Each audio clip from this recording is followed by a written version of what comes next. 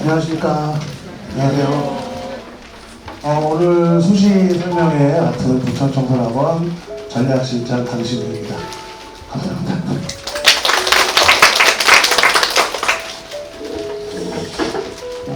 얼굴이 좀 나시는 분도 계시고 처음 보시는 분도 계신데 지금 다 이제 수시 원서를 쓰셔야 되잖아요, 그렇죠? 학교는 잘 정하고 계신가요? 뒤에 잘 들리시죠? 네. 그럼 지금 집에서 어떤 일들 하고 계세요, 그러면? 아이들하고? 학교 정하고 있어요. 혹시 많이 싸우고 있지 않으세요? 제 경험상 이 시기가 학생들하고 굉장히 많이 부딪히는 시기거든요. 아이는 안 쓰겠다. 부모님 입장에서는 야 그래도 여기는 하나 쓰자. 지금 대부분 이런 상황들이 아니신가요? 만약에 지금 이것도 안 하고 계시면은 아무것도 안 하고 계신 거죠. 근데 최소한 여기 설명회를 관심을 갖고 오셨다는 얘기는 그래도 우리 아이를 어떻게 수시해서 원서를 한번 잘 써보자 이런 게 있고, 경험상으로 보면 부모님들은 약간 이제 좀 그렇지 않나요? 좀 약간 보수죠? 어떻게든 6장 중에 하나는 붙어야 된다. 얘 재수는 못 시킨다. 근데 저희 N수학원들이 설명해 놓으시고요. 저희는 N수학원인데 그러니까 어떻게든 그렇기 때문에 이제 보수적으로 가는데, 지금 아이들은 어떤가요? 아이들은 저희 학생들은 별로 없고 대부분 이제 어머니들이니까 아이들은 항상 어떻게 쓰려고 하죠? 10이죠. 네, 높게 쓰려고 합니다. 높게 쓰려고 하는데 제가 지금 궁금한 것 중에 하나가 뭐냐면, 그러면 학교 이렇게 바운더리는 좀 정해 놓으셨나요? 대충 내가 어디부터 어디까지 안에서 원서를 써야겠다. 이게 왜 중요하냐면, 보통 원서를 쓰실 때 보면 뭐를 찾아보세요? 질문 하나. 원서 쓰실 때 어머니들이 이제 찾아보는 것들이 있을 거잖아요. 그럼 이제 뭐부터 한번 찾아보세요? 입결. 예. 그리고요? 설마 입결만 보시는 건 아니죠? 입결. 입결도 있습니다. 그러니까는 보통 부모님들이 이 시기에 학교를 어떻게 찾냐면, 아이들도 그렇고 가고 싶은 학교들을 골라요. 가고 싶은 학교들을 골라놓고 어머니 말씀처럼 그 학교 입결을 찾아봐요. 입결을 찾아보고 우리 애 거랑 비교를 해보겠죠. 비교를 해보고 여기 될까 말까? 이런 고민들을 많이 하시잖아요. 그런 고민들을 하고 그럼 또 어떻게 됩니까? 다시 또 다른 학교 찾아가요. 그렇죠? 똑같은 걸 반복을 합니다. 뭐 이렇게 반복을 하다 보면 경험상 학교 한 5개나 6개쯤을 지나가다 보면 짜증나지 않으세요? 뭐 하나고 내가 이 짓거리를 왜 하고 있지? 이게 맞는 것도 아닐 텐데 100%. 한계가 있다는 얘기예요. 한계가. 그러니까 보통 이제 학교를 찾는 방법은 두 가지에서 시작을 합니다. 아직까지 이제 수시 원서까지 기간이 좀 있잖아요. 기간이 있어서 어떻게 보면 지금은 준비를 하는 기간이죠.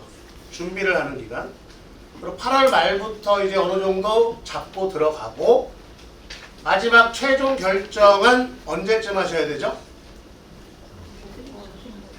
9월 평가원 가채점 결과를 보고 마지막 결정을 하시는 겁니다. 이해하셨죠?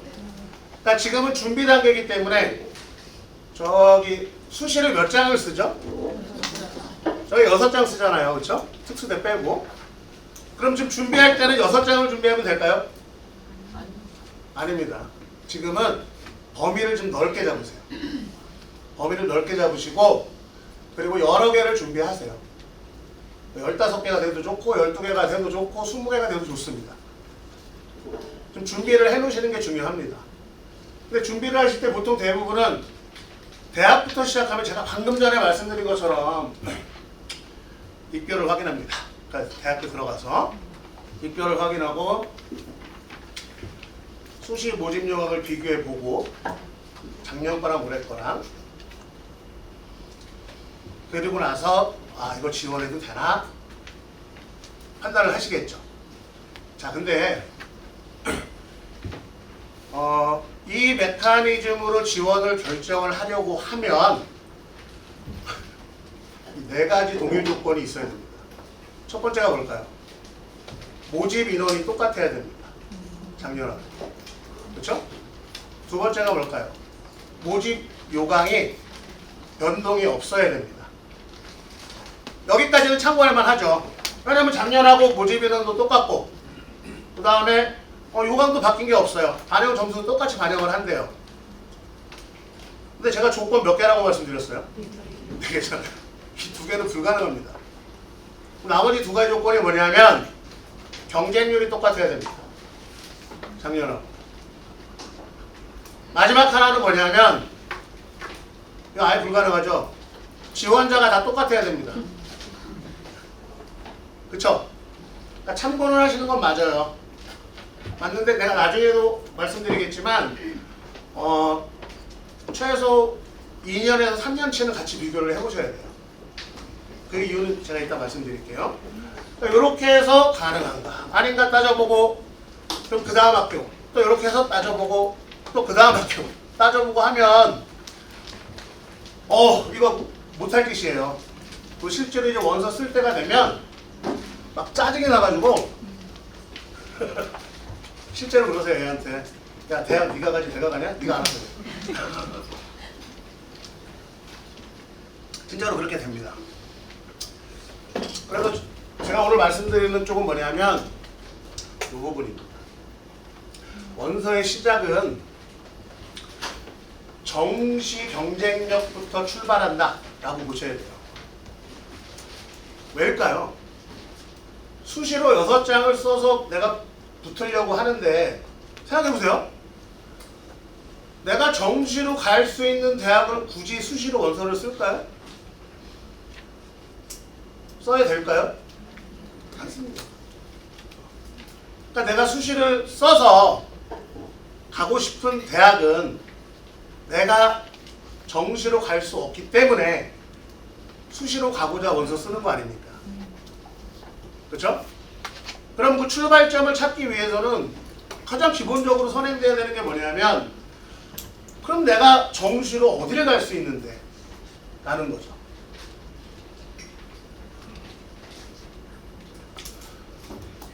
그래서 지금 고등학생들도 그렇고 재수생들도 그렇고 N수생들도 그렇고 3월부터 모의고사를 쭉 받고 6편까지 봤잖아요. 그렇죠?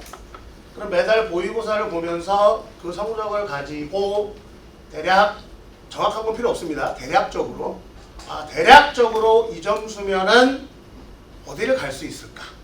이거부터 판단을 하셔야죠. 이거부터를 판단을 하시고 그리고 나서 내가 수시를 쓰고 싶은 대학을 바운더리를 정하셔야죠. 대학들에 대한 바운더리를 정하시고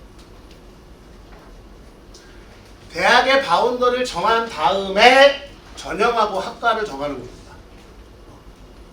보통 전형하고 학과를 먼저 보고 들어가시면 이게 뭐라고 그럴까요? 그냥 무한 반복이 돼요. 먼저 대학을 보세요. 만약에 고대를 가고 싶어요. 고대를 가고 싶은데 고대를 갈 수 있는 방법은 학추, 교과가 있죠. 그 다음에 학종이 있는데 학업 우수형이라는 게 있고 계적이라는 게 있어요. 근데 앞만 봐도 저는 안 돼. 교과 성적도 해보니까 안 돼. 그렇다고 생기부를 봤는데 생기부도 뭐 한 게 없어. 근데 고대 남은 전형이 하나 있죠. 어떤 전형이 있죠? 논술이 있죠. 그럼 나 죽어도 고대를 가고 싶으면 논술을 쓰는 거예요. 그러니까 학교에 대한 바운더리를 정하시고 학교를 들어가서 한 학교에 여러 가지의 전형들이 있으니 이 전형 중에 그래도 내가 쓸 수 있는 전형이 뭘까? 라고 고민을 하고 과를 정하시는 겁니다.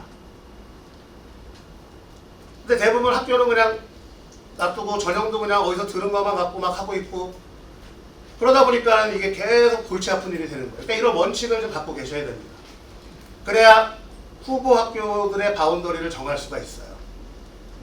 안 그러면 원서 쓰기 전날까지 계속 헷갈립니다. 여기서 들은 얘기 또 들으니까 이것도 맞는 것 같은데? 아니 또 원서 쓰려고 하는데 야 거기 쓰지 말래 어디 쓰려고 그래 그래서 붙었어요. 만약에 그런 과는 대부분 후회를 합니다. 후회를 해버리고 다시 공부 시작해요. 그리고 나서 전년도 입결 확인을 들어가는 겁니다. 그리고 나서 사진 조금만 이따 찍으시면 하나 더 남았습니다. 그리고 나서 이쪽으로 하든 저쪽으로 가든 마지막에 그렇게 학교들의 과들을 정해놨으면 그걸 가지고 수시 지원 시나리오를 각자 짜보셔야 됩니다. 내가 어디는 뭘 쓰고 그럼 어디는 뭘 쓰고 그럼 어디는 뭘 쓰고 어디는 뭘 쓰고 이런 식으로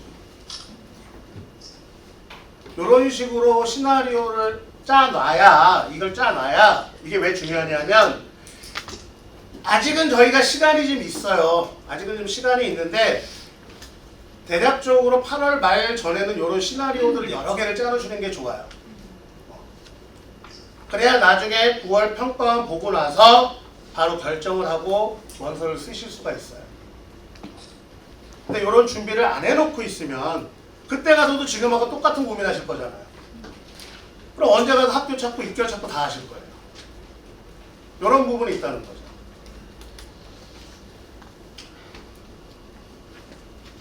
보시면 아까도 제가 말씀드린 수시라는 거는 내가 정시로 갈 수 없는 것을 쓰는 게 기본 원칙이죠. 물론 아닌 경우도 있어요. 물론 아닌 경우 어떤 경우냐면 어떻게든 난 무조건 수시로 가야 돼 라는 경우. 어떻게든 무조건. 왜냐면 학교 내신이 뭐 5점대, 4점대 아니면 3점대 정도가 나오는데 수능은 아예 공부를 하나도 안 해놔가지고 지금 최저 한 과목 내지 두 과목을 목표로 해야 된다. 나머지는 힘들다. 뭐 그런 특이 케이스가 가끔 있을 수 있어요. 특이 케이스는 아니죠. 대부분 고3들은 이제 그런 경우가 많으니까. 근데 기본적으로 수시는 정시로 갈 수 없는 곳, 여기를 지원하는 겁니다.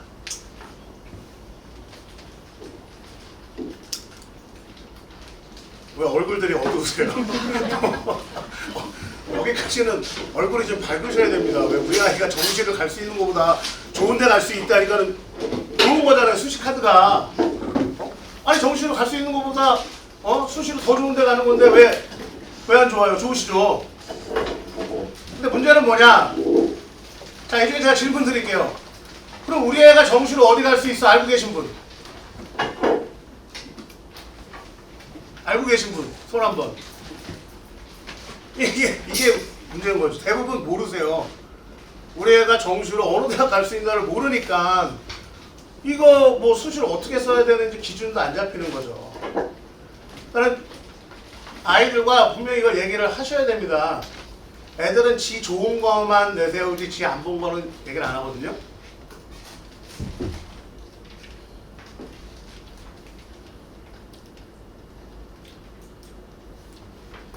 모의고사를 쭉 봐왔어요.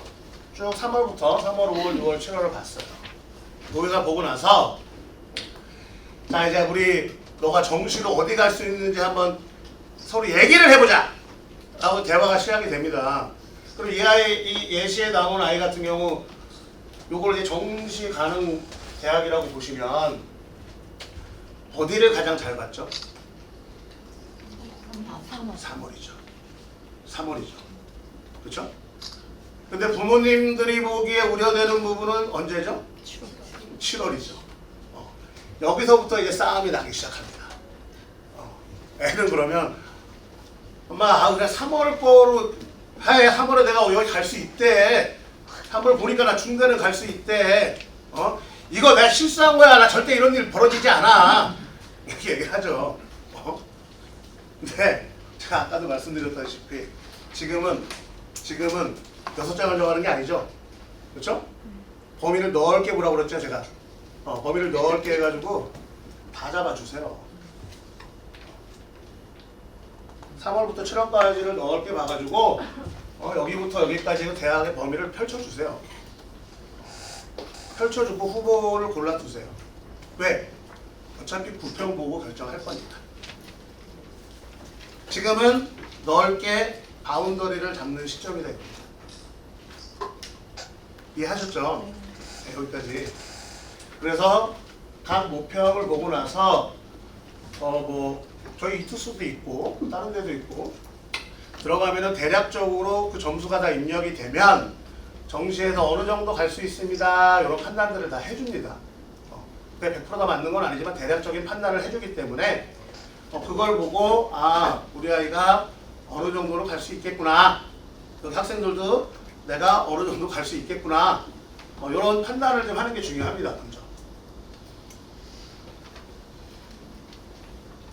그래서 원서를 쓸 때는 마지막에 최종적으로 원서를 쓸 때는 원서를 정해야 되는데 여기부터 출발하는 겁니다. 내가 정시에서 쓸 수 있는 대학의 라인이 있겠죠. 만약에 정시에서 내가 이렇게 봤더니 대략적으로 북숭 이 정도, 국민대, 숭실대, 세종대, 뭐 잘하면 숙대, 홍대 이 정도 라인이 나왔어요. 이런 라인이 있으면 거기서 학교들을 한 개 내지 두 개 정도는 나중에 쓸 때 써야 됩니다. 그리고 나서 봐야 될 부분은 순서대로 보여드리는 거예요. 위쪽이 아닙니다. 그리고 나서 봐야 될 부분은 아래쪽입니다. 그럼 내가 정시에서 예를 들어서 국민대나 숭실대 괜찮대, 요 정도 갈 수 있대 라고 나왔으면 그 아랫단으로는 문과라면 인하대 정도가 보이겠죠. 아주대나 아니면 전해리 뭐 인천대. 근데 이과 쪽으로 가면 솔직히 뭐 인하대, 아주대, 국민대, 숭실대는 좀 비슷하다고 보기 때문에 그럼 그 아랫단으로 학교를 보겠죠. 그런 라인들을 구성을 해두셔야 됩니다. 그리고 나서 위쪽에 쓰는 겁니다. 원서를 쓸 때는. 보세요. 보통 이게 어머니들이 상담을 하면 제가 이제 저희 반도 와서 상담을 따로 컨설팅을 하거나 상담을 하면 대부분 부모님들은 어디를 물어보실까요? 컨설팅 와서 여기를 물어봅니다. 여기를. 근데 어디를 물어보셔야 될까요? 어디를? 여기를 물어보셔야죠. 여기는 어차피 안 되는데 지르는 거잖아요. 그 펑크를 소위 전문가들이 잡아낸다고 그러는데 아유 제가 볼 땐 점쟁이가 더 잘 잡아낼 거예요. 점찍어서 복제를 줘도 됩니다. 여기가 펑크가 날지 누가 어떻게 확실히 압니까? 근데 그럼에도 불구하고 원서를 위로 상향으로 쓰는 거잖아요. 근데 중요한 건 뭐냐면 여기서 펑크가 나면은 큰일 나는 거죠. 여기서 펑크가 나면 여기서 보세요. 만약에 정시 지원 부평 보고 요 정도 라인업에서 학교를 하나 썼는데 실제로 수능 가서 이 밑에를 받았어요. 수능 가서 점수가. 그러면 이 아이는 이 두 개가 살려줄 수 있겠죠. 그렇죠? 예. 근데 조건은 하나 있습니다. 어떤 조건이냐면은 요 아래 두 장은 아래 두 장 내지 세 장은 수능 보고서 버릴 수 있는 걸로. 내가 잘 볼 수도 있잖아요. 잘 볼 수도 있으면 그러면 수능으로 봐서 그런 얘기 들어보셨잖아요. 수능 납치. 납치당하면 안 되잖아요. 그럴 때 면접이 만약에 수능 이후에 있는 학종이다. 그러면 어떻습니까? 그거는 내가 면접을 안 가면 되죠. 안 가면 합격이 안 돼버리니까. 그렇죠? 그러니까 그런 쪽을 확실하게 여기를 먼저 정하셔야 된다는 겁니다. 그러니까 욕심이 앞서면 이 위에 거부터 막 찾아보시는데 순서는 말이죠. 제가 순서대로 해놨잖아요. 여기 먼저. 그리고 나서 여기. 그리고 나서 위로. 이렇게 원칙을 좀 갖고 계셔라. 그래야 지금부터 8월 말까지 어머님들이 하시는 일이 좀 편해집니다. 중구난방이 안 되고.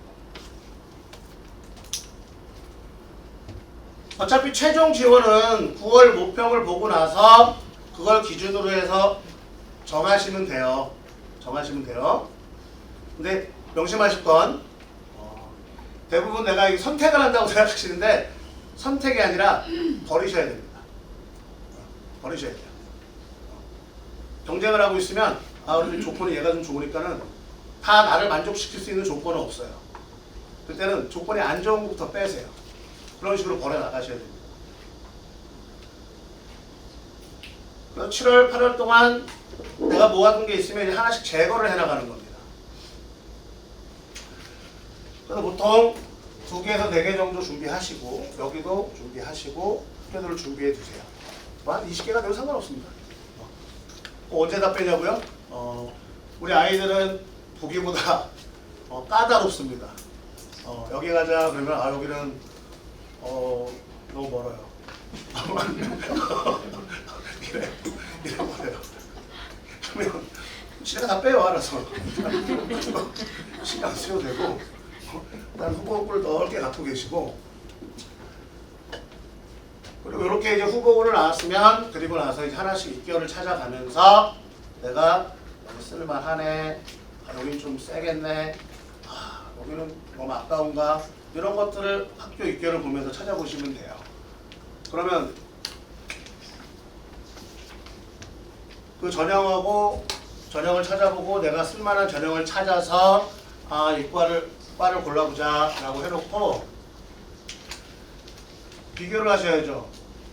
근데 최소 2년에서 3년치 결과를 보셔야 됩니다. 지금 올해 제가 미리 말씀드리면 올해는 저도 몰라요. 솔직히 말씀드리면 마지막까지 애들 지원 경쟁률 이런 거 따져 보셔야 돼요. 왜냐면 어느 누구도 확신할 수 없다는 게 뭐냐면 제가 좀 이따 올해 입시 변수를 설명드릴 때 말씀을 드릴 건데 굉장히 좀 복잡합니다. 그럼 이거 어디 가서 찾아보느냐? 인터넷 가서 대학 어디 가라고 치시면 모든 대학교의 입결들이 다 거기 모입니다. 다 모여 있어요. 다 모여 있고요. 혹시라도 약간 좀 더 꼼꼼하시려면 대학교 입학처에가도 올라와 있습니다. 근데 요거 2개를 왜 제가 비교해 보라고 말씀드리냐면 어디가에 올리는 거는 통일된 양식으로 올려요. 대학교도 그 양식에 맞춰서 걔네가 그냥 다 맞추는 겁니다. 근데 대학으로 들어가면 대학마다 조금 디테일하게 다른 것들이 있습니다. 입결이. 그런 부분들은 직접 확인해 보시지 않으면 몰라요. 아니면 대학에다 전화해서 물어봐도 괜찮습니다. 그리고 전년도 수시 모집 요강 반드시 비교해 보셔야 됩니다. 작년도에 어떤 식으로 모집했고 올해는 바뀐 게 있는지 없는지 보세요. 작년에 모집 요강하고 올해 모집 요강이 틀리면 작년도에 입결을 신뢰할 수가 있을까요? 신뢰하기 힘들죠. 작년도에 모집 인원과 올해의 모집 인원이 다르면 신뢰할 수 있나요? 신뢰할 수 없습니다. 올해 입시의 제일 화두 중에 하나가 뭐냐면 모집 인원입니다. 모집 인원 반드시 비교해 보셔야 됩니다. 이게 굉장히 중요합니다. 올해.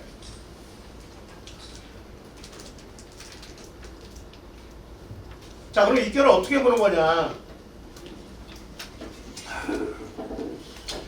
자, 여기 보시면 알겠지만은 이제 여기 학교장 추천 경희대입니다. 교과죠. 교과를 봤더니 여기를 보시겠죠.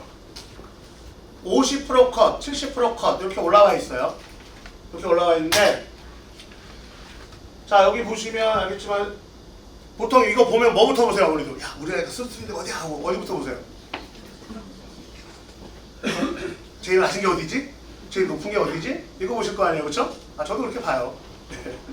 자, 그러면 자, 여기 보시면 건축학과 1.78, 경영 1.41, 여기 어디죠? 교육학과 1.82, 1.67 이렇게 보시죠. 50% 컷입니다. 근데 중요한 건 뭐냐면 이 점수보다 이거 작년 거잖아요, 그렇죠? 작년 거죠. 그럼 작년 기준으로 봤을 때는 얘는 낫네 컷이 얘는 높네, 얘는 낮네, 얘는 높네 이렇게 되겠죠. 그렇게 상중하를 보는 것도 괜찮은데 제가 2년 내지 3년치를 보라는 얘기가 뭐냐면 이런 경우들도 많아요. 어떤 경우들이 많냐면 낮았어요. 높아요. 이때 높아요. 컷이. 그럼 그 전에 낮았어요. 애들이 몰린 거죠. 근데 그 전에 왔더니 또 높아요. 여기 W로 가는 과들이 있어요. W로 가는 과들이. 근데 또 어떤 과들은 그냥 항상 높아요. 그리고 또 어떤 과들은 항상 낮아요. 그러니까 이런 패턴을 보시라는 거예요. 교과 지원할 사람들은 이런 패턴을 그래도 고려하고 들어가야지 아무 생각 없이 작년 거만 보더라면 난리가 나는 거죠. 어떻게 될지 모르는 거죠. 그래서 이런 상중하의 구분을 하셔야 된다는 겁니다. 50%, 70% 컷을 가지고. 자, 근데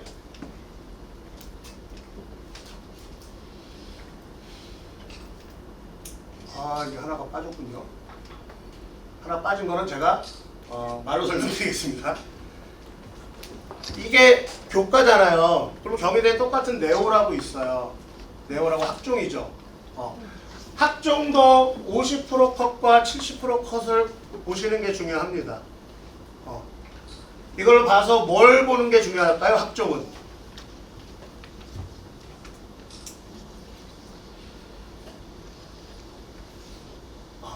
어렵군요, 이건. 자, 그럼 다시 한번 말씀드릴게요. 자, 교과 같은 경우는 교과 제가 뺀 게 있어서 교과를 다시 한번 부연 설명드리면, 자, 그걸 구분하신 다음에 보세요. 두 번째로 보셔야 될 게 뒤에 잘 안 보실지 모르겠는데, 자, 건축학과를 봤더니 50% 컷이 1.78입니다. 근데 70% 컷이 어떻게 돼요? 1.79죠. 빽빽하게 몰려있죠. 그렇죠? 근데 얘는 요 뒤에 문 닫는 아이도 빽빽할 확률이 높을까요? 이렇게 넓어질 확률이 높을까요? 빽빽할 확률이 높겠죠. 그렇죠? 근데 보시면 여기 교육학과 보세요. 교육학과를 보시면 50% 컷이 1.82입니다. 근데 70% 컷이 1.97이에요. 1.8 초반에서 1.9 후반으로 간 거죠. 그러면 이과는 뒤에도 어떤 가능성이 높죠? 빽빽할까요? 넓을까요? 넓겠죠. 찌를 땐 이런 과를 찌르는 겁니다. 찌를 때. 무슨 말인지 아시겠죠? 네. 밀도가 높은 과는 내가 찌른다고 해서 뚫릴 확률이 높지가 않아요. 근데 대략적으로 그게 무슨 차이냐면 모집 인원의 차이에서 드러나는 겁니다. 모집 인원이 많으면 아이들이 몰리잖아요. 몰리니까 예상대로 흘러갈 가능성이 높아요. 뭔가 펑크라는 게 나기 쉽지 않죠. 근데 모집 인원이 적어버리면 원서 쓰는 입장에서 어떻죠? 쫄잖아요. 이거 잘못 쓰면 이거 하나 날아가는데 쫄잖아요. 그러니까는 밀도가 넓어질 가능성이 있죠. 만약에 찌른다면, 내가 상향으로 찌른다면 이런 데를 고르셔야 된다는 말씀을 드리는 거죠. 교과도. 여기 이해하셨죠? 예. 그럼 이제 학종으로 넘어가면 학종 같은 경우도 이거를 왜 보라고 말씀을 드리냐면 똑같아요. 밀도가 높은 과가 있고 이게 밀도가 넓은 과가 있어요. 넓은 과가. 그러면 자, 밀도가 좁은 과는 뭐를 많이 본다고 우리가 상식적인, 합리적인 추론을 할 수가 있죠? 그렇죠. 성적을 많이 본다. 근데 이게 넓게 퍼져 있는 그런 과는 그렇죠. 성적 외에 다른 요소의 영향력이 크다. 이렇게 볼 수 있잖아요. 그렇죠? 그거를 보고 판단하셔야 되는 거예요. 그러니까 내가 내신이 안 좋아서 학종을 쓰는 게 아니라는 얘기죠. 내신이 안 좋으니까 그냥 학종으로 간다는 얘기가 아니라 과별로 이과는 생기부에서 뭔가 볼만한 요소가 있으니까 벌어지는구나. 특목고나 자사고 애들이 들어와도 와서 걔네를 뭔가 우대해줄 만한 평가 요소가 있다는 얘기인 거죠. 그렇죠? 그런 걸 잘 보셔야 된다는 얘기예요. 예를 들어서 자전 같은 경우가 무슨 자전에 솔직히 뭐 볼 게 있나요? 진로 영역 이런 거? 애들 아직 진로 선택도 안 했는데 당연히 성적을 많이 보겠죠, 그렇죠? 근데 예를 들어서 뭐 영문과 이런 데는 외부 아이들이 만약에 들어오면 걔네는 학교 활동 엄청 많이 잘 돼 있을 거 아니에요. 그러면 밀도가 넓어질 수 있는 거죠. 이런 것들을 좀 보셔야 된다.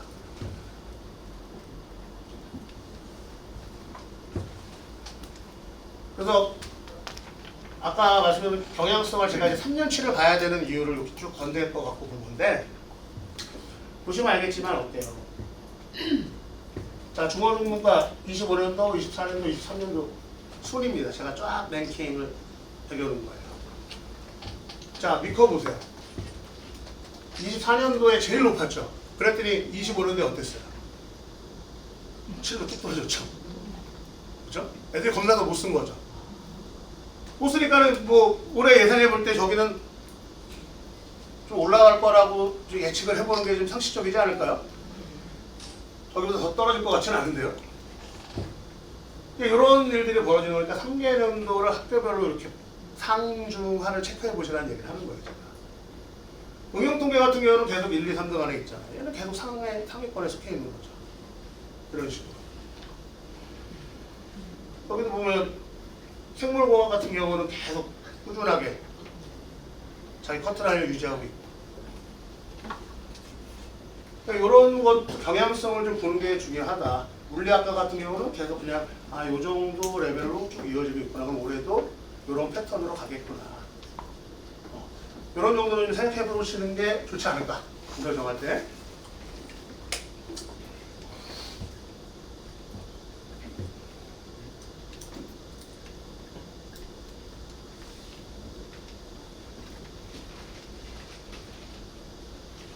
이게 제 빼먹은 게 아니라 순서를 제가 잘못 섞어놨구나. 이거 이런 거 말씀드리는 거예요. 이거 아까 이제 네오에서 보시면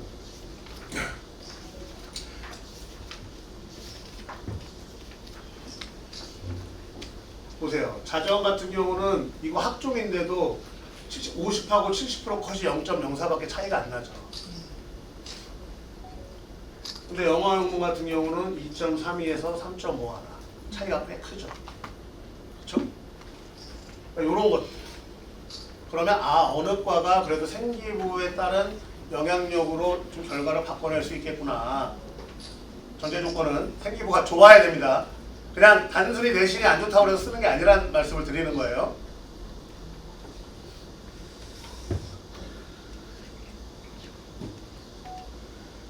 자, 중대 같은 경우 보시면 일단 보여드릴게요. 중대는 두 가지가 있어요. 융합인재하고 탐구형이 있습니다. 융합하고 탐구가 있어요. 자, 그럼 어머니 상식 테스트. 일반고는 어디 써야 된다? 잘 알고 계시네요. 그러면 자사고 특목고는 탐구. 이게 그냥 우리 생각이잖아요. 우리 생각. 뭐 아주 틀린 거 아닙니다. 아주 틀린 거 아니에요. 자, 근데 하나 더 들어가서. 그러면 왜 일반고는 융합이고 왜 자사고나 내신 따기 어려운 학교는 탐구죠? 탐구는 생기부를 더 많이 보는 그렇죠. 나는 반영 비율 평가에서 반영이 틀립니다. 융합은 진로 역량 학습을 50% 반영합니다. 근데 탐구는 진로를 50% 반영합니다. 역량을 학교마다 다 들어가면 이제 평가 요소들이 있어요. 자, 그래서 보시면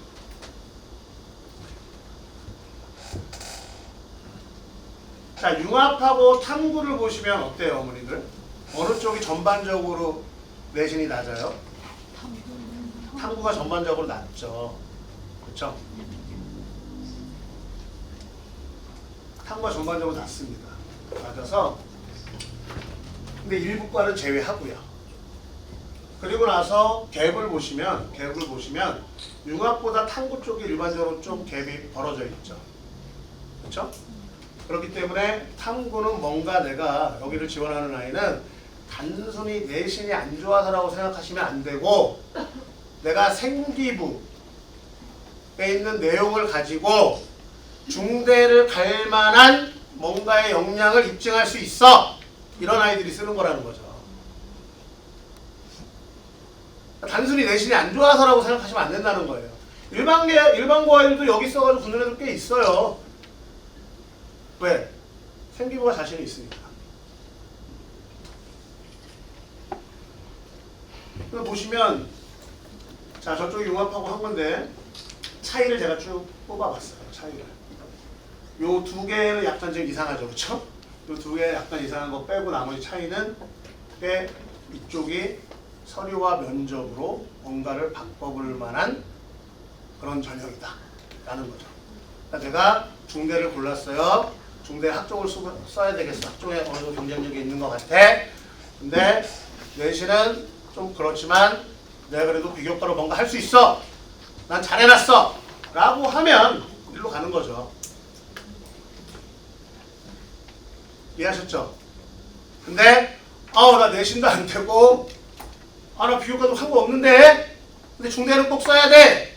라고 하면 어떤 전형을 선택해야 되죠? 논술로 가야죠. 논술로 가야죠. 네. 내가 수학은 잘해 그래도 수리도 잘할 수 있어. 라고 하면 논술로 가는 거죠. 이렇게 전형을 선택하시는 거예요.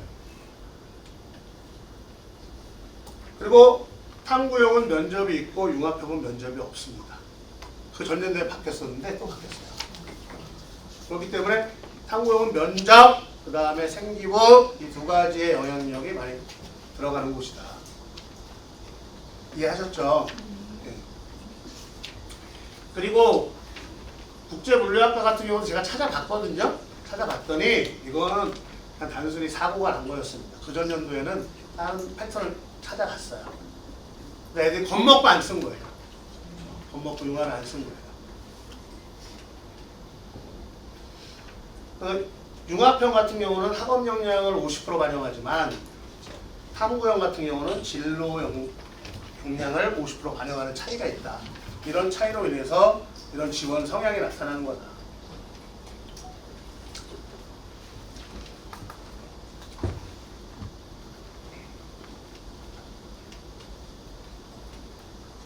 그 다음에 보셔야 될 게 뭐냐면 입결을 보실 때 중요한 거는 충원율입니다. 이거 충원율 잘 보셔야 돼요. 충원율. 돌고 도는 과가 있고 잘 돌지 않는 과가 있어요. 잘 돌지 않는 과가 있어요. 의외의 합격은 잘 도는 과에서 발생합니다. 의외의 합격은. 잘 돌지 않는 과는 그렇게 의외성이 많이 펼쳐지지 않아요. 보시면 알겠지만 자 저기 자유전공 학부를 보시면은 충원 합격 순위라고 나와 있죠. 충원 합격 순위라고 나와 있어요. 그러면 271번까지 됐다는 거예요. 근데 저기 보면은 응용통 보시면 맨 아래 거 보시면 3명 모집에 12명이 충원이 된 거죠. 12명이. 그렇죠?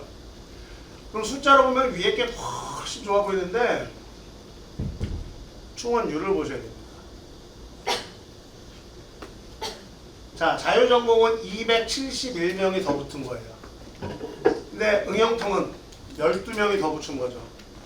그럼 여기서 수천 빼는 게 더 좋지 않을까? 라고 보시면 안 돼요.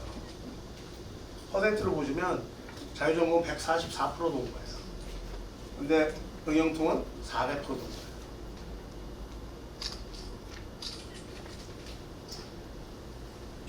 세 명 모집에 12명이니까 400%잖아요. 아까 제가 지를 때 인원수 많은데 적은 데가 그나마 낫다 그랬잖아요. 인원수를 비교해 보세요. 자유전공은 187명을 모집합니다. 187명을. 근데 응용통은 3명 모집해요. 그러니까 원서쓰는 기본 심리가 쫄아서 못 쓴다니까요. 쫄아서. 네. 용기 있게 쓸 수도 있어요. 그럼 뭐 어차피 위에 내장 지르는 쪽이잖아. 이런 쪽은.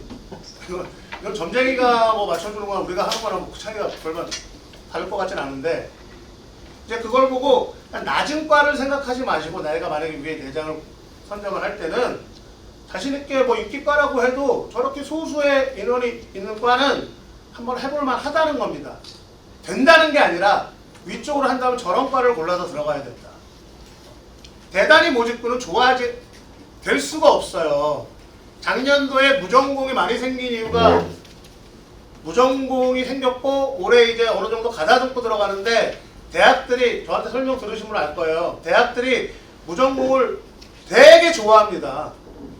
작년에 괜히 그냥 입 나온 척 한 건데 그건 준비가 안 돼 있어서 그런 거고, 대학들은 기본적으로 부전공을 좋아할 수밖에 없다니까요. 자, 고대 경영 썼는데 예비 1번 받고 떨어졌어요. 그럼 그 아이가 만약에 고대 영문이나 이런 데 어문 계열 썼으면 어떻게 됐을까요? 걔는 장학금 받고 그 학교 들어갔을 거예요. 근데 이걸 자유전공으로 묶어두니까 그런 일이 발생을 안 하는 거예요. 어문 계열 간신히 붙은 애들은 떨어지는 거고, 경영이나 이런 인기과에서 예비 받고 떨어질 아이들을 다 흡수하게 되는 거죠. 그렇기 때문에 대학들은 자유전공을 굉장히 좋아합니다. 그래서 이 충원율도 꼭 보셔야 된다. 이거 확인해 보셔야 된다.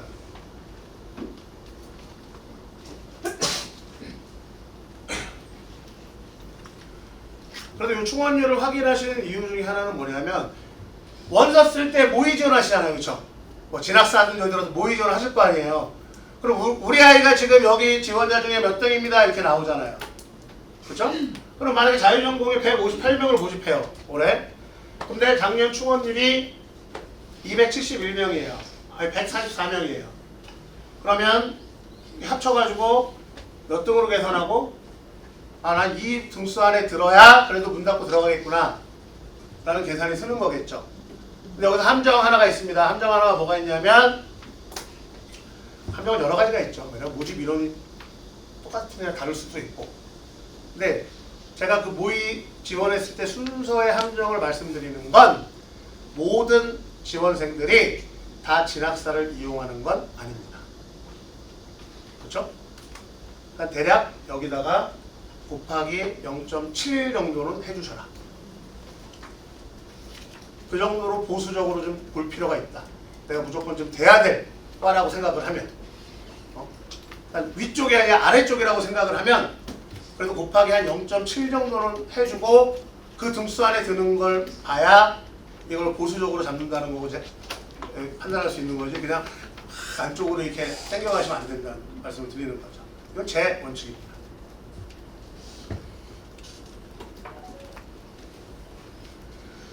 그래서 중요한 건 뭐냐면, 자, 원서 쓰실 때 고정하고 유동이라는 얘기가 뭐냐면,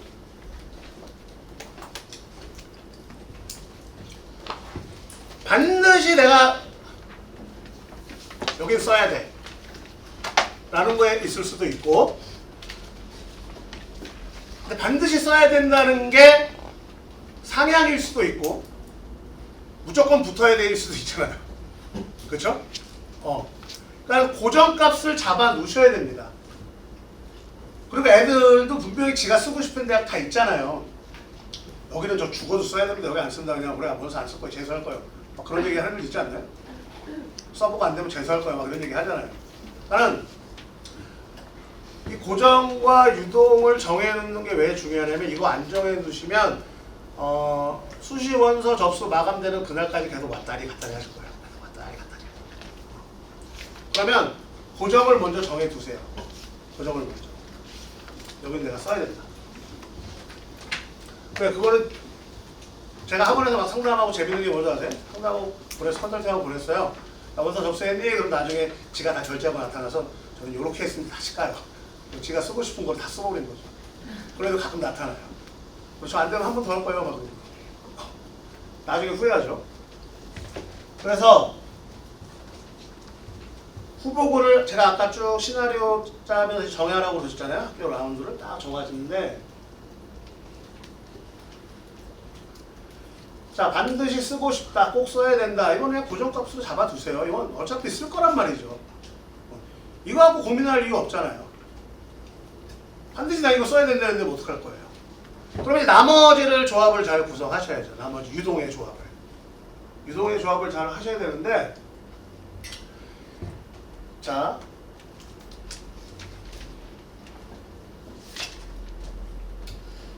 그냥 여기 쓸까 말까, 그냥 여기 쓸까 말까, 그냥 여기 쓸까 말까, 이렇게 하시면 안 돼요. 나중에 어떻게 하시려고.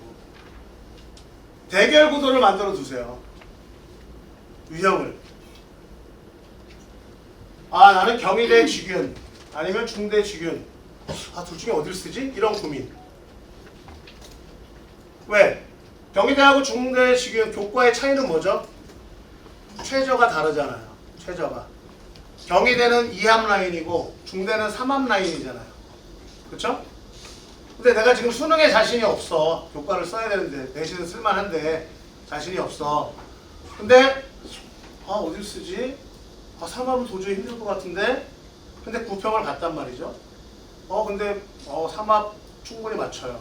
3합을 넘어서서 고대 학업수까지 맞춰. 4합, 8도 맞춰 내가. 이렇게 되면 중대 직위 쓰면 되죠. 그쵸? 근데 9평을 봤는데 와 이거 도저히 큰일 났어. 내가 2합이 뭐야? 지금 1합도 쓰게 생겼어. 1합 3짜리 이런 거. 그러면 경희대 직위으로 가야죠. 2합 라인. 이런 고민거리를 갖고 있다가 9평 보고 선택을 하시라는 거예요. 만약에 동국대 도드리면 학종을 써요. 학종을 쓰는데 학과를 하나만 골라두시면 안 돼요. 왜? 경쟁률이 터질 수도 있잖아요. 교과도 마찬가지로 그렇습니다. 학과는 한 학교에 몇 개 정도 갖고 두세 개 정도 갖고 계셔야 돼요.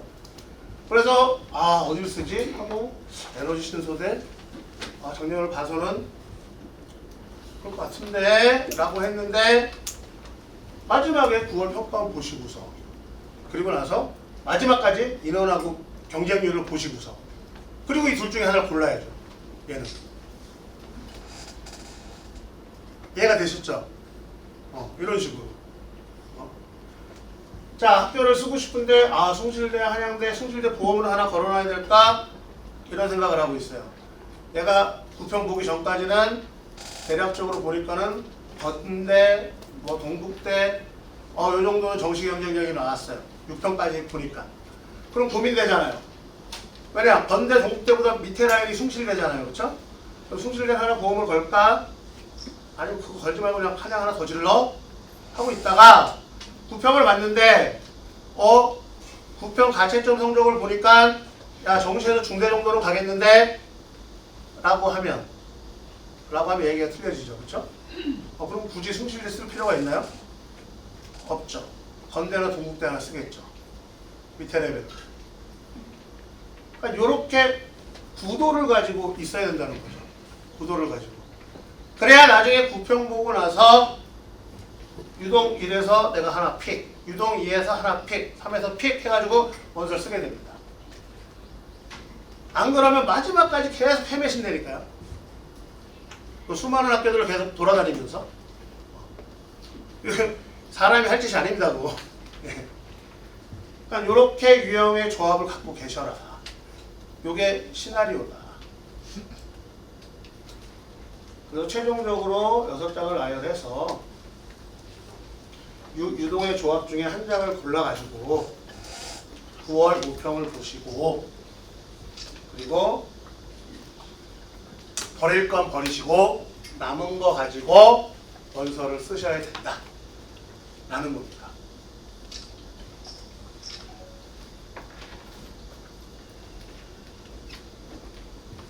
지금 입시적인 이제 원서를 그렇게 작성을 하시면 되는데 지금 입시적인 변수가 첫 번째가 뭐냐면 다 얘기 들으셨잖아요. 1,500명을 증원했다가 1,500명을 빼버렸습니다. 그러니까 이게 무슨 얘기냐면 맨 윗단에 1,500명이 작년에 갑자기 생겼어요. 최상위권에 이과 최상위권에 1,500명이 늘어난 거예요. 어마어마한 수치입니다. 그러면 여기에 원래 못 들어갔어야 될 1,500명이 위로 올라갔잖아요. 그렇죠? 그럼 아랫단에 1,500명의 펑크가 났죠. 그럼 여기를 원래 못 갈 밑에 누군가가 채우고 올라가죠. 그렇죠? 그럼 이 밑에도 또 채우고 올라가죠. 이게 작년이었습니다. 작년. 근데 그렇게 되진 않았어요. 왜 안 되는지 알려드릴 건데. 자, 근데 올해 1,500명이 사라졌대요. 그러면 밑으로 1,500명이 내려와야 되잖아요. 그렇죠? 그럼 작년에 여기를 갔어야 될 때 1,500명이 밑으로 내려와야 되잖아요. 그렇죠? 이런 일들이 발생하니까 지금 무슨 얘기들을 많이 하고 있는 거죠? 작년의 입결이 아니라 24년도 거를 봐주세요 라고 얘기하는 거죠. 24년도 거를. 근데 이게 얼마나 말도 안 되는 얘기냐 하면 요거만 벌어졌으면 합리적이죠. 근데 작년에 실질적으로 의대 정원보다 더 파급력이 컸던 게 뭐죠? 무전공입니다. 자유전공. 왜? 의대 정원은 증원이에요. 증원. 숫자가 늘어난 거죠. 그러니까 여기 의대라는 정원이 있으면 여기 가서 딱 달라붙은 거예요. 1,500명이. 어디서 빼온 게 아니란 말이죠. 근데 무전공은 어떤 거죠? 무전공은 증원된 게 아니라 자유전공을 만들면서 각 과들을 돌아다니면서 야, 몇 명 빌려줘. 야, 몇 명 빌려줘. 몇 명 빌려줘. 이렇게 된 거예요. 이렇게 된 거예요. 그러니까 제가 아까 올해는 굉장히 혼돈이다라고 말씀드린 게 뭐냐면 의대 정원도 작년에 있었지만 이놈의 무전공 때문에 과의 정원들이 어떻게 됐죠? 개별과의 정원들이 거의 대부분 싸그리 다 줄었어요. 싸그리 다 줄었어요. 올해도 그런 기조는 계속됩니다. 자, 좀 더 쉽게 풀어 설명드리면 보세요. 1,500명이 늘었다가 밑으로 쭉 치고 내려오는데 그럼 이거를 보려면은 24년도 입결을 보는 게 맞는데 무전공은 작년부터 시작된 거니까 무전공의 입결은 또 작년 걸 봐야 되잖아요. 그전년도 건 의미가 없잖아요. 인원이 많을 때니까. 이해가 되셨죠? 그러니까 24년도의 입결과 25년도의 입결이 혼재하기 때문에 이게 알 수 없다는 겁니다. 그렇죠? 예. 네. 그럼 원서 어떻게 쓰냐면 그래도 쓰셔야 됩니다. 그런 고민거리를 가지고 고민하시면서 보고 쓰느냐, 아무 생각 없이 작년 거 이런 비슷하네 똑같아 쓰느냐는 좀 틀린 얘기겠죠. 그러니까 이런 지금 상황에 처해 있는 게 올해의 입시다 라는 말씀을 드리는 거예요. 이해하셨죠? 그러니까 의예정원하고 무전공이 이게 합쳐졌기 때문에 개별 전공은 모집 단위가 축소될 수밖에 없어요. 올해 또 연대 쓰시는 분들 잘 보셔야 되는 게 연대는 올해 자전이 신설이 됩니다. 신설이 됐어요. 이름은 되게 멋있습니다. 진리자유학부입니다. 진리자유학부인데 그러면 얘네가 없던 인원이 생긴 게 아니기 때문에 보세요. 인원들이 팍팍 줍니다. 무집 인원이. 72, 39, 93, 95 갑자기 79, 75, 75, 65. 경영 같은 경우는 와 59에서 200개 뭐 이런 식으로. 뭐 저기는 분명히 수시도 있고 정시도 있을 거야. 합치고 이러니까 이런 식으로 줄기 때문에 그 올해 진짜 제가 아까 초반에도 말씀드렸지만 제일 화두는 모집 인원입니다. 원서 쓸 때 가장 첫 번째 고려사항은 모집 인원 잘 확인하셔야 됩니다.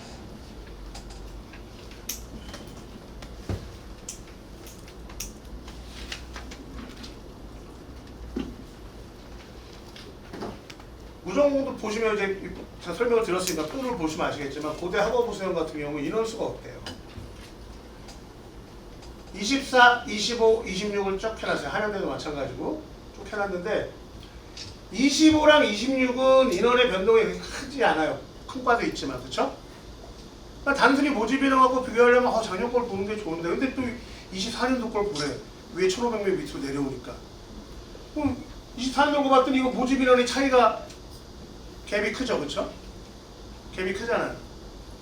그러니까 이런 것들이 올해 진짜 어떻게 보면 좀 혼란을 부추기는, 근데 어떻게 할 수 없는.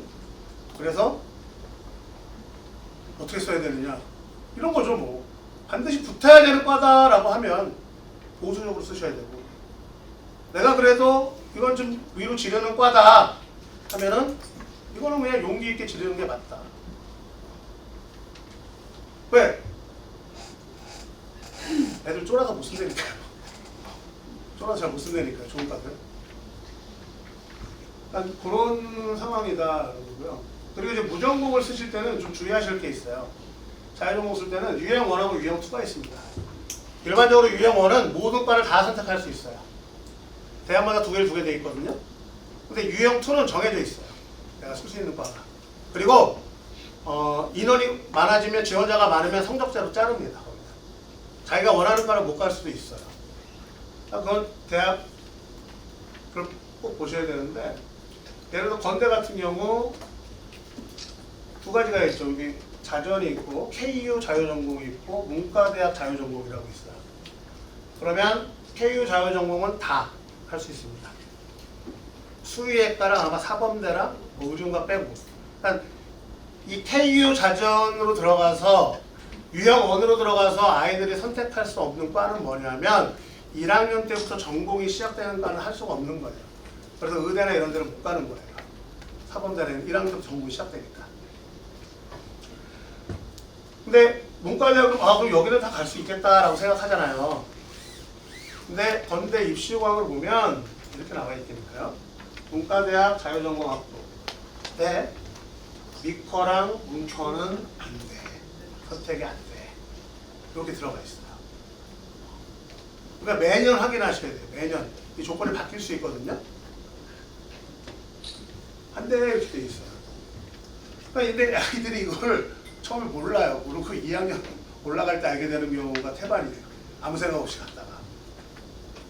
KU 자유전공 다 됩니다. 요거 빼고. 수의과, 예술디자인, 사범대. 요거 빼고. 그러니까 이런 식으로 학교마다 자전에 선택할 수 있는 제약들이 많습니다.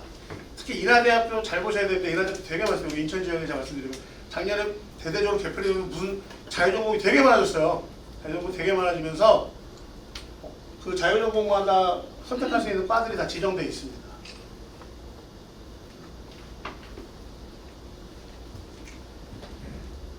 성대 같은 경우 작년 결과를 보시면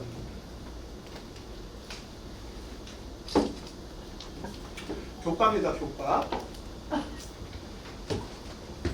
25학년대 대략 이렇게 이제 입결들이 나와 있는 거죠. 그래서 자유전공 같은 경우에 이렇게 나와 있는 거고 대략 형성되는 데가 그렇게 생각보다 아주 세진 않죠. 과별로 봤을 때 중간 정도에 형성이 되어 있고 동국대 같은 경우도 이제 이렇게 자전만 보시면은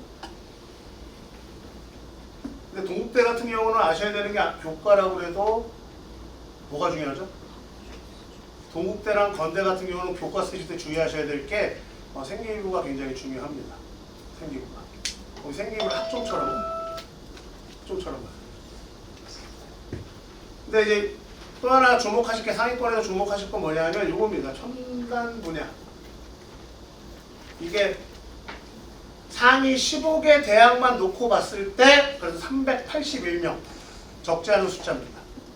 이게 증원이 됐어요. 이거는 왜 중요하냐면 진짜 늘어난 거예요. 어디서 빼온 게 아니라 신설이 됐거나 증원이 됐거나 이렇게 되는 거예요. 그래서 증원된 대학을 보시면 서울대가 30명 증원이 됐죠. 한양대 같은 경우가 꽤 많습니다. 80명 증원이 됐습니다. 80명. 공대 쪽입니다. 이과 쪽이죠. 그 다음에 시립대, 동국대. 동국대가 올해 이쪽으로 좀 주목할 이유가 자 여기는 신설이고 저긴 증원인데 자 총 381명이 늘었잖아요. 늘었는데 동국대가 몇 명이 늘었냐면 100명이 는 거예요. 동국대 하나만. 동국대 하나만. 보세요 여기 신설로 그 다음에 증원으로 하면은 100명 정도가 늘었습니다. 동국대가. 그리고 한양대도 80명. 꽤 많이 는 거죠. 그 두 학교만 180명입니다. 그런 것들이 있어요. 동국대는 이게 증원이 자기네가 하고 싶다고 해서 하는 게 아니라 신청을 해가지고 받아들여져야 되는 거거든요. 받아들여져야 증원을 할 수 있는 거예요. 그래서 동국대가 4년인가 5년 만에 지금 이게 통과가 돼가지고 100명 가까이 우리 늘었죠. 모집인원이. 이런 부분들. 그래서 한번 찔러본다면 이런 학교들도 과들도 고려해보는 게 좋지 않을까. 제가 상향으로 지를 학교가 여기 있다면 이런 부분들. 그다음에 신설은 어차피 입결이 있어요, 없어요? 없어요. 없기 때문에 뭐 과감하게 볼 수가 있고 저기도 증원이 됐기 때문에 작년 입결보다는 좀 그래도 좋겠죠? 이런 부분.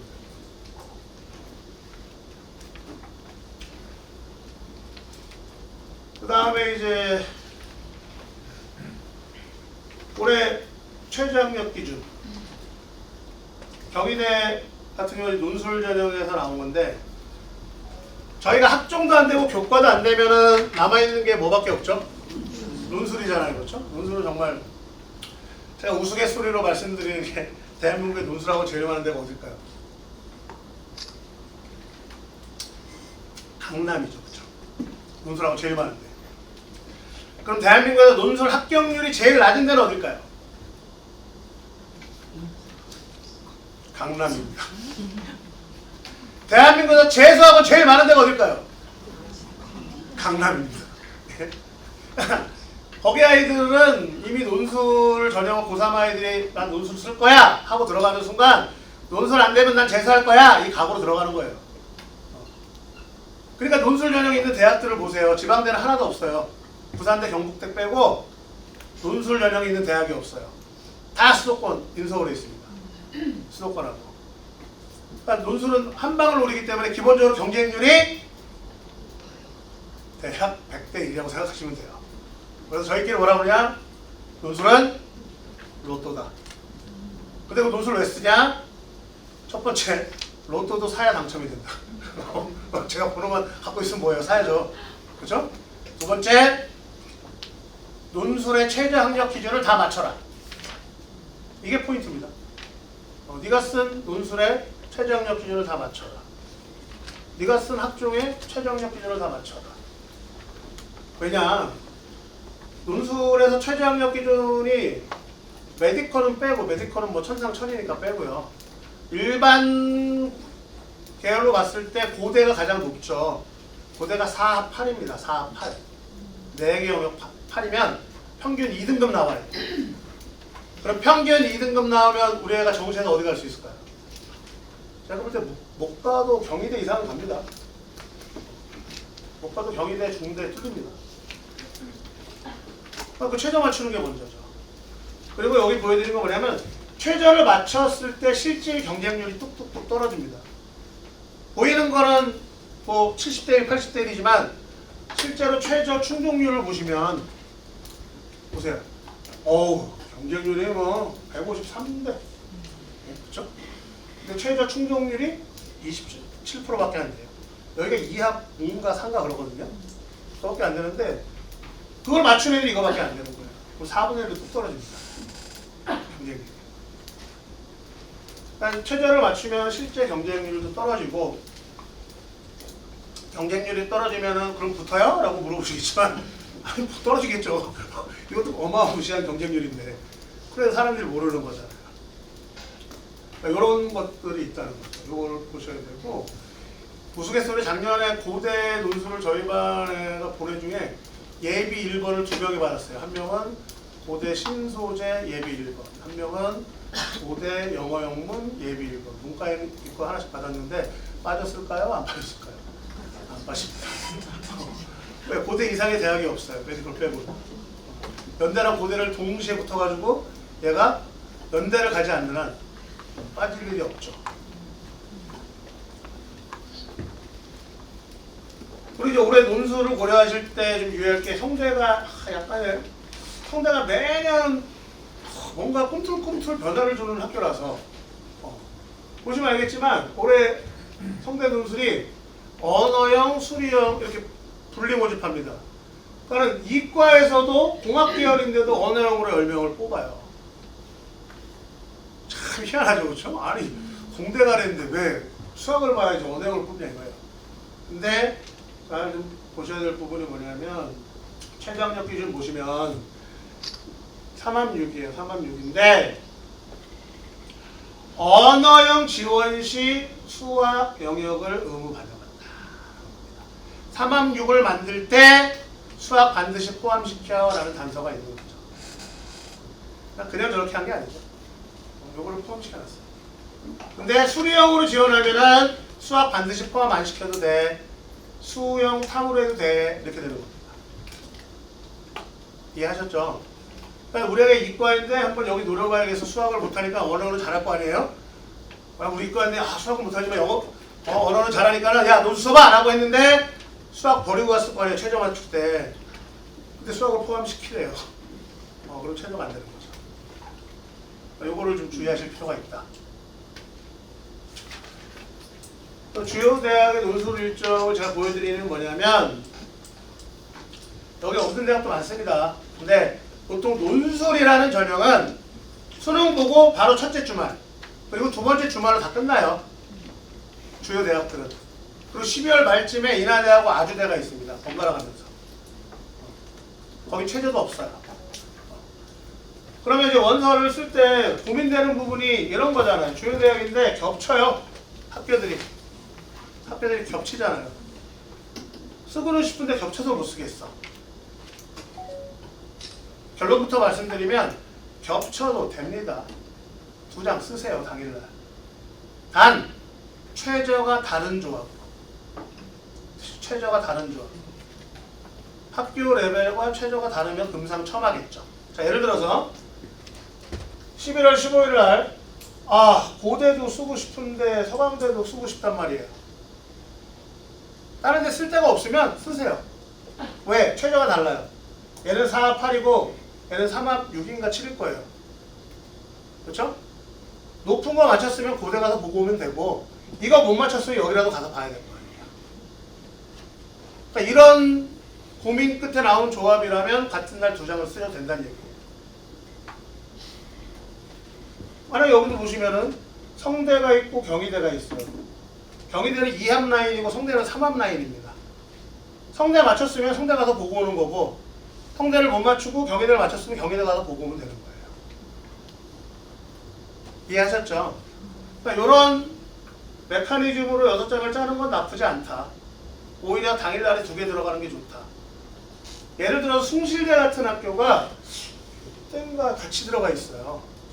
그리고 애들 숭실대 쓰라고 그러면 무슨 그냥 안 쓴다고 그냥 속된 말로 난 왜 무시하시냐고. 나도 수능가서 미끄러지면 여기도 아쉬울 텐데 여기 하실 바에 한 번 더 안 되는 거예요. 오늘 1층 내려가서 등록하고 와. 내일 몇 프로 할인해 줄 건지 원장실 가서 먼저 상담을 하고 와. 일단 보험의 의미잖아요. 논술이 붙는다는 게 아니라 내가 수능 끝나고 나서도 뭔가 하나 해볼 게 있다라는 게 중요한 거죠. 그렇죠? 그렇기 때문에 애들은 꼭 수시 원서 쓸 때 부모님하고 부딪히는 이유가 뭐냐면 저랑도 부딪히는 이유가 마치 6개 대학을 지가 다 다닐 것처럼 얘기를 해요. 미친 거죠. 제가 그래요. 너 보험 들어놓고 보험을 써먹는 게 좋냐 안 써먹는 게 좋냐. 보험을 안 써먹는 게 좋은 거 아니에요. 그래서 사람들이 보험을 들잖아. 그러니까 보험이라는 게 붙는다 안 붙는다가 아니라 수능 이후에 내가 뭔가 한 번을 더 해볼 수 있는 게 있다 없다. 이게 중요하죠. 그렇죠? 그 기준으로 학교 만약에 6논술을 쓸 때는 학교의 이름값도 중요하겠지만 최저 학력 기준의 난이도를 갖고 6장을 분배하는 게 첫 번째입니다. 센 라인, 그 다음 라인, 그 다음 라인, 그 다음 라인 아예 없는 거. 이런 식으로. 이런 식으로 분배를 해놔야 내가 최저를 진짜 수능 가서 불의의 사고를 당했을 때 그 이후에 내가 뭔가를 해볼 수 있는 게 또 있는 거예요. 근데 그게 안 돼 있으면 수능 망가지는 순간 그냥 싹 다 할 게 없어지는 거죠. 거기까지를 생각하고 만약에 6논술을 하신다면 그렇게 좀 짜는 게 좋다 라는 말씀을 드리는 거고, 결국 마지막인데 원서는 후회 없이 쓰는 겁니다. 수능 갔다 오면 어제 쓰고 나서 수능 끝나고 나면 다 후회해요. 후회하는데 그래도 후회의 폭이 좁아야겠죠. 그렇죠? 좁아야 되고 6장 써서 6장 다 다니는 거 아니니까 보험을 잡을 필요가 있는 거는 확실하게 잡고 들어가는 게 좋다. 아까 제가 초반에 말씀드린 것처럼 원서를 고민할 때는 윗단부터 고민하는 게 아니라 지금 내가 쓸 거와 보험을 들 거 먼저 고민을 하시고 그리고 위로 하나씩 올려서 잡는 게 맞다. 그리고 원서를 쓰고 나면 가장 위험한 게 뭐냐면 여기 N수생도 계시고 뭐 고3 학부모도 계시고 특히 고3들 N수도 마찬가지예요. 문서 쓰잖아요. 이제는 애들이 대학생이에요. 지가 벌써 그 대학에 가 있어요. 6개 중에 하나는 난 무조건 돼. 그러니까 대학에 가 있다니까요. 공부를 안 해요. 공부를 안 해요. 공부를 안 한다니까. 그게 진짜 미친 거예요. 그러니까 이게 제가 최저 높은 것부터 이게 나눠서 했는데 이게 지금 내가 최저를 못 맞추고 있어도 써야 돼요. 얼토당토하는 뭐 의대 이런 건 아니지만 내가 지금 2함 라인을 간신히 맞추기 위해서 3함 라인도 윗단으로 상향으로 해가지고 써야 됩니다. 그래야 그거 맞추려고 공부할 거 아니에요. 그렇죠? 그런 것들을 해야 되기 때문에 지금부터 수능에 더 집중을 해야 됩니다. 언서는 그렇게 정해서 부모님이 도와가지고 정해놓고 애들은 지금부터 수능까지 공부를 해야 돼요. 제가 웃긴 얘기 말씀드리면 자 2함 라인을 고민하는 애가 있어요. 교과에서 논술도 그렇고 자 그러면 얘는 몇 과목 공부할까요? 2과목 공부하겠죠. 그럼 얘는 그 2과목이 뭐일 확률이 높을까요? 자 10에 9단이고 100에 99명은 영어랑 탐구예요. 그쵸? 탐구도 몇 과목? 한 과목. 그럼 걔가 1학기 기말고사 끝나고부터 수능까지 뭐만 공부할까요? 탐구하는 거. 영어 공부하는 꼴을 보셨어요? 집에서? 영어 공부 안 해요 애들은. 이런 말 한다. 저희 학원 애들한테 얘기입니다. 얘네들 영어 공부 안 해요. 왜? 해도 올라가는 것 같지도 않고 안 해도 떨어지지 않으니까 대충 나오겠네 이 생각해요. 거기다 올해 6평 영어 어땠죠? 아주 쉬웠죠. 19점 몇 프로 거의 20%가 1등급을 받았습니다. 20%가 그럼 당연히 수능에서 어떻게 될까요? 당연히 어려워지죠. 그렇게 말도 안 되게 안 나와요. 그러면 영어랑 탐구만 잡고 가다가 하나에서 사고가 났어요. 그럼 얘는 2함 라인 맞출까요? 못 맞출까요? 못 맞춘다니까요. 2함 라인을 잡고 갈 거면 3과목은 공부해 놔야 돼요. 3함 라인 잡고 갈 거면 4과목을 해야 됩니다. 그래야 어느 하나에서 사고가 나더라도 메꿀 수가 있어요. 근데 대부분 그걸 안 해요. 그리고 탐구가 수능 가서 의외로 성적이 잘 안 나옵니다. 안 나옵니다. 수능 가서 9평 빨리 잘 나와요. 10월 N수생 빠졌죠? 나오던 거 나와요. 왜? 잘하는 애들 빠졌잖아요. 그래서 수능 가면 기가 막히게 2-3개 따다당 떨어져가지고 돌아옵니다. 그게 아이가 공부를 안 해서일 수도 있고 반대로 제가 말씀드렸죠. 자, 2과목 공부하는 애들이 실질적으로 영어 안 하고 나면 수능 볼 때까지 뭐만 공부하죠? 탐구. 탐구는 이제 무슨 탐구일까요? 과탐이겠죠. 아니 사탐이겠죠. 그렇죠? 그렇게 주구장창 수능까지 한 5-6개월 탐구만 공부해들끼리 모여가지고 등급 싸움을 하는데 아니, 내가 어떻게 등급을 잘 받을 거라고 장담할 수 있어요? 왜? 상대평가를 퍼센테이지로 먹는 건데. 이 말씀을 드리는 건 지금 얼마 안 남았지만 그래도 공부시켜야 된다. 공부해야 된다. 이 말씀을 드리려고 제가 얘기를 하는 거예요. 대한민국 고3 중에 수능 공부하는 아이가 대략 70%밖에 안 될 거예요. 나머지는 수능 같은 거 필요 없이 갈 테니까. 그렇죠? 제가 우리 소장님하고 얘기해서 들은 얘기인데 근데 그 70% 중에 80%가 2과목만 공부합니다. 2과목. 그 80% 중에 90%는 그게 영어하고 탐구예요. 그리고 99%는 탐구만 공부합니다. 자, 그러면 이게 제가 이 우스갯소리를 왜 그러냐면 거꾸로 하면 자, 상위 15개 대학은 4개의 영역을 다 반영을 해요. 4개의 영역을. 어느 하나가 뭉그러지거나 하면은 쓰기가 쉽지 않아요. 학교 라벨이 뚝뚝뚝 떨어지고요. 근데 거꾸로 하면은 그럼 이 4개의 영역을 공부하고 있는 대한민국 수험생은 도대체 몇 명이나 될까요?